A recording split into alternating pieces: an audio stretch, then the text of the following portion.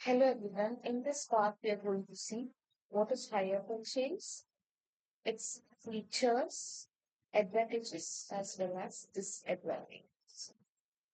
So, hire purchase is one of the few types of financial services that comes under the head fund-based financial services. It is one of the different types of fund-based financial service. Fund-based financial service in the details is where here assets are transferred or fund is directly involved.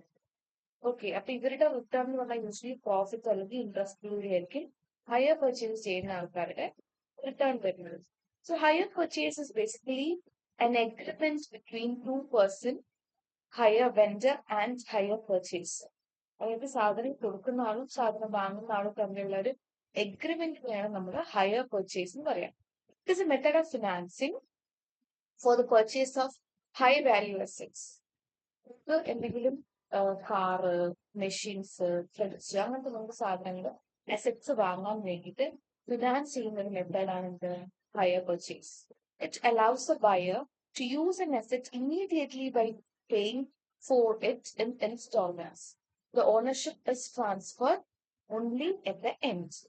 So ഇതിന്റെ പ്രത്യേകത എന്ന് പറഞ്ഞാല് higher purchaser എന്ത് ചെയ്യും, ഒരു ബയ്യർക്ക് ഒരു asset പെട്ടെന്ന് തന്നെ യൂസ് ചെയ്യാൻ പറ്റും. പക്ഷെ ഇവിടെ ശ്രദ്ധിക്കേണ്ട കാര്യം, ഓണർഷിപ്പ് എപ്പോഴാണ് ട്രാൻസ്ഫർ ചെയ്യുന്നത്? At the end. എല്ലാ പൈസയും അടച്ചതിന് ശേഷം മാത്രമേ ഓണർഷിപ്പ് ട്രാൻസ്ഫർ ചെയ്യൂ. ഫോർ എക്സാമ്പിൾ, ഒരു ബയർ എന്ത് ചെയ്യുന്നു, ഒരു സെല്ലറിന്റെ അടുത്തുനിന്ന് ഒരു 10 ലക്ഷം രൂപയുടെ ഒരു മെഷീനറി വാങ്ങും. അപ്പം ഈ വെൻഡർ എന്ത് ചെയ്യും, അതായത് സെല്ലർ, ഹയർ വെൻഡർ എന്ത് ചെയ്യുന്നു വെച്ചാൽ ഹയർ പർച്ചേസർ എന്ന് പറഞ്ഞാൽ വാങ്ങുന്ന ആള്, യൂസ് ചെയ്യുന്ന ആള്, ഹയർ പർച്ചേസറിന് ഈ ഒരു മെഷീൻ കൊടുക്കും. കൊടുക്കുന്ന സമയത്ത് ഒറ്റയടിക്കല്ല നമ്മൾ പൈസ കൊടുക്കുന്നത്. പൈസ നമ്മൾ ആദ്യം എന്ത് ചെയ്യും, ആദ്യം കുറച്ചൊരു എമൗണ്ട് കൊടുക്കും. ഈ 10 ലക്ഷത്തിന്റെ ഒരു 20,000 അല്ലെങ്കിൽ 30,000 രൂപ കൊടുക്കും. അതിനെ വിളിക്കുന്ന പേരാണ് ഡൗൺ പേയ്മെന്റ്. പിന്നെ ബാക്കിയുള്ള എമൗണ്ട് ഒക്കെ എങ്ങനെ കൊടുക്കും, ഇൻസ്റ്റാൾമെന്റ്സ് ആയിട്ടായിരിക്കും കൊടുക്കുക. മാസം മാസം അല്ലെങ്കിൽ 6 മാസം കൂടുമ്പോൾ അല്ലെങ്കിൽ വർഷത്തില് അങ്ങനെ ഇൻസ്റ്റാൾമെന്റ് ആയിട്ടായിരിക്കും ബാക്കി എമൗണ്ട് കൊടുക്കുന്നത്. അപ്പൊ ഉടനടി എന്ത് ചെയ്യാം, ഈ ഹയർ പർച്ചേസർക്ക് ഈ മെഷീൻ യൂസ് ചെയ്യാം. ഡൗൺ പേയ്മെന്റ് കൊടുത്ത് വാങ്ങിയാൽ ഉടനെ തന്നെ അയാൾക്ക് ഈ മെഷീൻ യൂസ് ചെയ്യാം. പക്ഷേ ഓണർഷിപ്പ് എപ്പോഴാണ് ട്രാൻസ്ഫർ ചെയ്യുന്നത്? എല്ലാ ഇൻസ്റ്റാൾമെന്റും പേ ചെയ്തതിനു ശേഷം മാത്രമേ ഓണർഷിപ്പ് ഹയർ വെൻഡറിൽ നിന്ന് ഹയർ പർച്ചേസറിലേക്ക് ട്രാൻസ്ഫർ ആവുള്ളൂ. That is ownership will be transfer only at the end. അതിന് പകരം എന്താണ് ആദ്യം തന്നെ ട്രാൻസ്ഫർ ചെയ്യുന്നത്? പൊസിഷൻ ആണ്. ഇത് സാധനം നമുക്ക് യൂസ് ചെയ്യാം, പക്ഷെ ഇപ്പോഴും ഇതിന്റെ ഓണർ ആരായിരിക്കും? ഈ ഹയർ വെൻഡർ ആയിരിക്കും owner.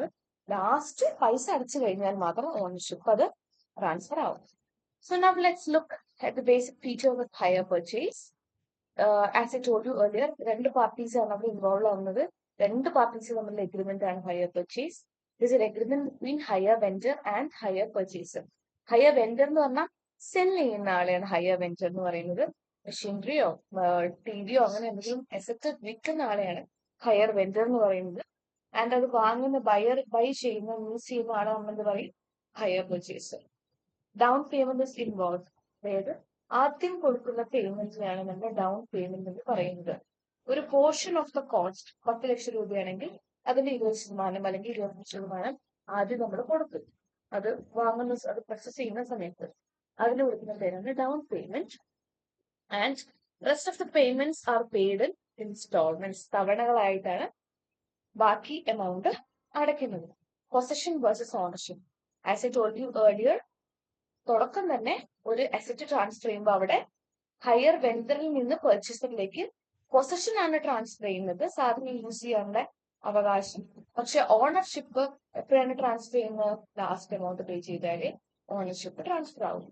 Right to terminate. Hire purchaser has the option to return the asset at any time.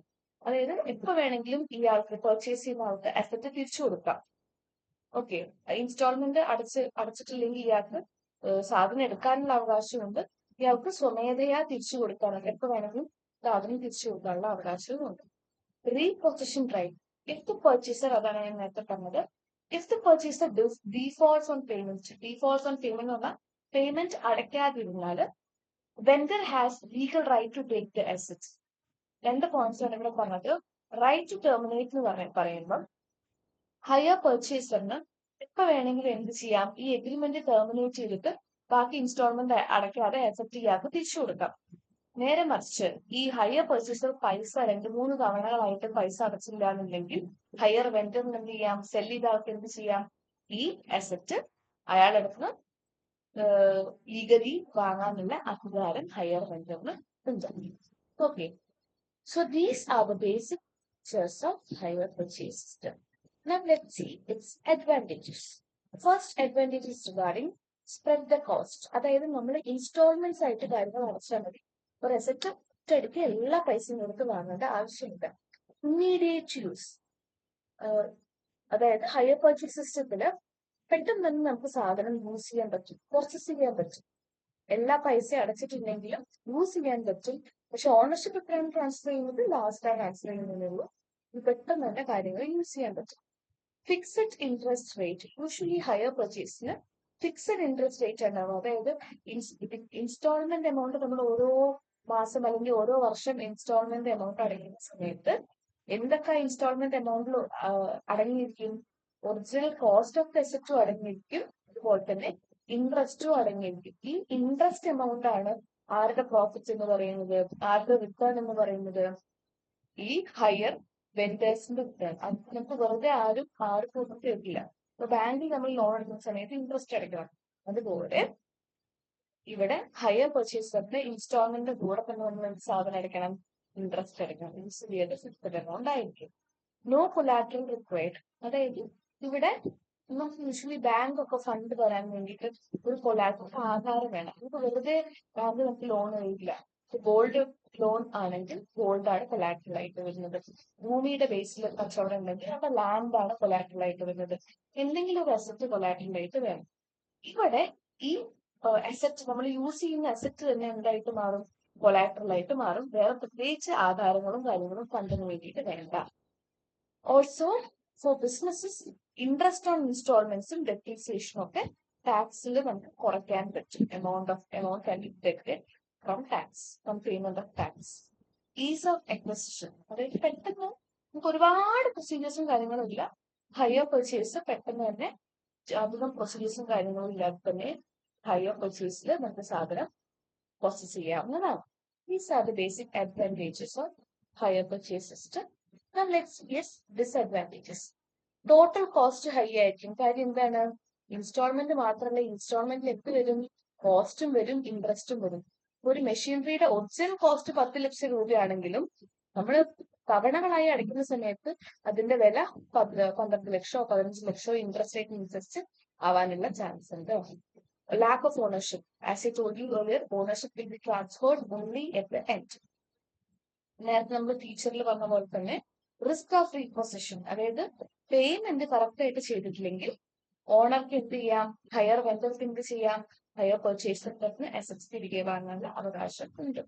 അതുപോലെ തന്നെ it is A long term debt, അതായത് ഒരു ഫിനാൻഷ്യൽ ഒബ്ലിഗേഷൻ ആണ് ലോങ് ടേമിലേക്ക്. അതെന്താണെന്ന് വെച്ചാൽ ഇൻസ്റ്റാൾമെന്റ് നമ്മൾ അടച്ചുകൊണ്ടേ ഇരിക്കണം. അത് ചിലപ്പം ഈ 10 ലക്ഷം രൂപ ചിലപ്പോൾ നമ്മൾ 10 വർഷത്തേക്കായിരിക്കും എടുക്കുന്നത്, ചിലപ്പോൾ 5 വർഷത്തേക്കായിരിക്കും എടുക്കുന്നത്. അപ്പൊ ആ കാലയളവിൽ നമ്മൾ പൈസ അടച്ചുകൊണ്ടേ ഇരിക്കണം. അപ്പൊ നമ്മൾ ആക്ച്വലി ഹയർ വെൻഡേഴ്സിന്റെ നോക്കുന്ന സമയത്ത് നമ്മൾ അവരുടെ കടക്കാരാണ്. റിജിഡ് കോൺട്രാക്ട്സ്, അതായത് കോൺട്രാക്ട് സൈൻ ചെയ്ത് കഴിഞ്ഞാൽ അത് ചേഞ്ച് ചെയ്യുന്നത് ഒരു ബുദ്ധിമുട്ടായിരിക്കും.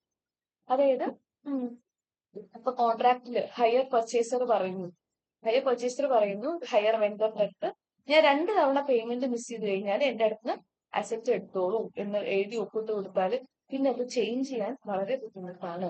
അഥവാ കറക്റ്റ് ആയിട്ട് നമ്മൾ ഇൻട്രസ്റ്റ് ഒക്കെ പേ ചെയ്തിട്ടില്ലെങ്കിൽ പെനാൽറ്റീസ് പേ ചെയ്യാനുള്ള സാധ്യതയും ഉണ്ട്. Depreciation trap. In some cases, the asset might lose value faster than we are paying for it. അതായത് ചില സമയത്ത് അസറ്റിന്റെ വാല്യൂക്ക് പറയും depreciation. Depreciation is decrease in the value of assets. അതായത് നമ്മള് ചില സമയത്ത് അസറ്റ്സിന്റെ അസറ്റ്സിന്റെ വാല്യൂ പെട്ടെന്ന് കുറയാനുള്ള ചാൻസ് ഉണ്ട്. So these are the different features, advantages as well as disadvantages of hire purchase system.